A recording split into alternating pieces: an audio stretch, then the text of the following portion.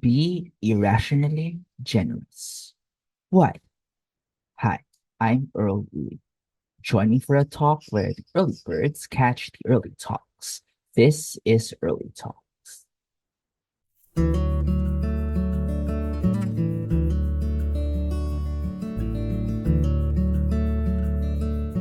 The world needs goodness and people generous enough to give that goodness. And if we're irrational to do that, it can make a great impact. So, how does an irrationally generous person look like? He or she can go beyond the ability to give. Despite what he or she is going through, there's so much joy in that he or she can't help it but overflow in rich generosity. That's an amazing thing for us to have. And what drives that kind of generosity? It's from the fact that we don't own anything in this world. We are just stewards of what we have while we are still living.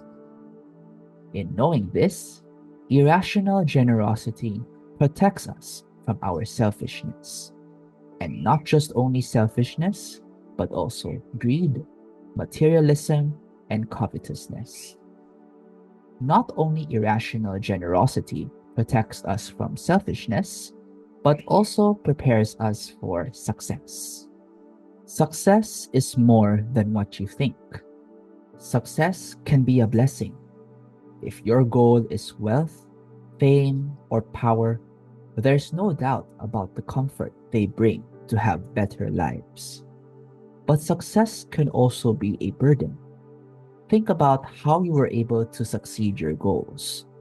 They came at the cost of your effort to achieve them. And when you are able to get them, it becomes your responsibility to manage them well. Author and futurist Erwin McManus says this about success. Contrary to what popular wisdom tells us, success will not change you. What success does is give you the freedom and power to become who you really are.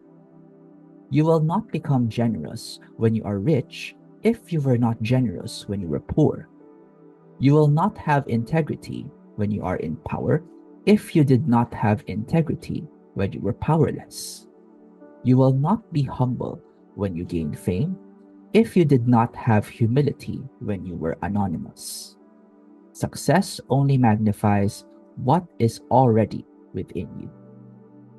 The critical question is, are you ready to carry the weight that comes with it? If you're not ready, then start cultivating a heart of generosity when you have less, so that when you have more, being generous is not a second thought. It can be challenging, and it's okay. You can go on different levels. You can give spontaneously at first. You carefully plan in giving the need you're addressing. And then you can give consistently, not reactively or reluctantly or out of guilt, but cheerfully and with consistency. You will one day find yourself giving radically. You are joyful and grateful doing this, with the assurance that your daily needs are met. If we're all carriers of generosity, imagine the joy we have when we share to others what we've experienced so that they too can experience them. Let the irrationally generous heart start with us so that we can share it generously to others. So, what about you?